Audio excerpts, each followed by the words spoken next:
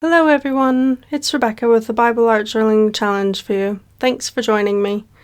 In this week 2 Bible Art Journaling page, I wanted to carry on from the Joshua 1:9 verse of this last week and go to the book of Proverbs chapter 31 verse 25. This week, I wanted to create something simple and quick to do for those of us with less time on our hands like I did this week.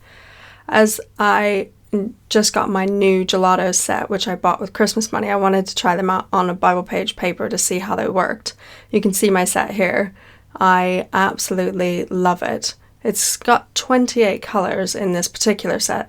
There's, the neutrals, the metallics, this really nice broad-tipped brush, and all the rainbow colors, along with some of those utensils. My new Donna Downey She Is stencil arrived after about a month of waiting for it to come from America, and I'm really pleased with it. I took some time to figure out where the middle was, to line it up on my page as far down as I possibly could so that it would fit, and then use some washi tape to secure it to my page, because washi tape is quite delicate and will pull off of a page easily, and I didn't want it to tear my Bible page when I was finished, but I wanted it to stay in place.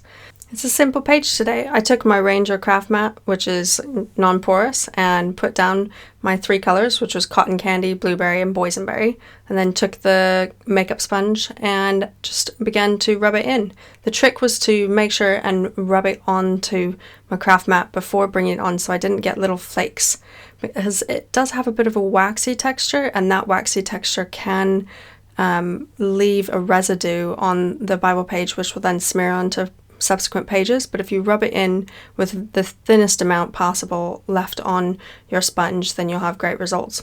And I just started from the really light color down to the darkest color. This stencil uses the New Living Translation of the Bible in its text, which I really like. It says, "She is clothed in strength and dignity, and she laughs without fear of the future." How are you doing at laughing without fear of the future?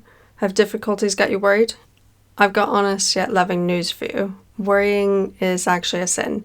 If we dwell on problems instead of solutions, we will surely fear instead of laugh. Let's laugh while we pursue God's solutions and know He is with us. Most of us will have been taught about Proverbs 31. It's where we learn about the traits of a virtuous woman. It's a great place to measure how we should aspire to be in life. It's not a place to judge ourselves for how we do not amount. We've had a very fun start to this year-long challenge with many people joining our Facebook group. There's been lots of great conversation and photos shared so far. It would be great to have you if you haven't joined us yet.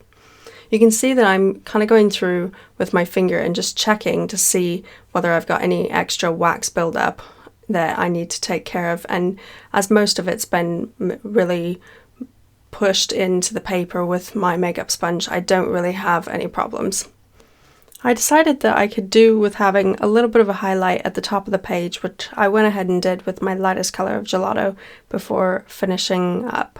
Last week I didn't put a date on my page, which I will be going back and fixing. I think it's really important that we date the pages that we do so that we can go back at a later date and say, oh yeah, that's when God told me about that or spoke to me about that thing.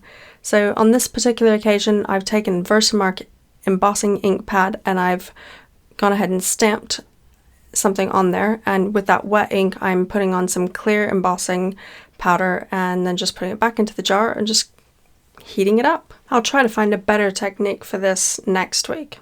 Well, it's your turn to create. What stands out to you in Proverbs 31:25? Remember, there are no right or wrong answers or creative responses here. No self-criticisms or negative judgments allowed. We're all going to love certain pages in our Bible more than other pages. Dive in and get creating. That finishes what I chose to create on this page. Overall, I like the simplicity of it and its smooth colors, which gives bolder toward the bottom of the page. Don't forget to join our Facebook group if you have not yet and share your own creative response to this week's challenge. I look forward to it.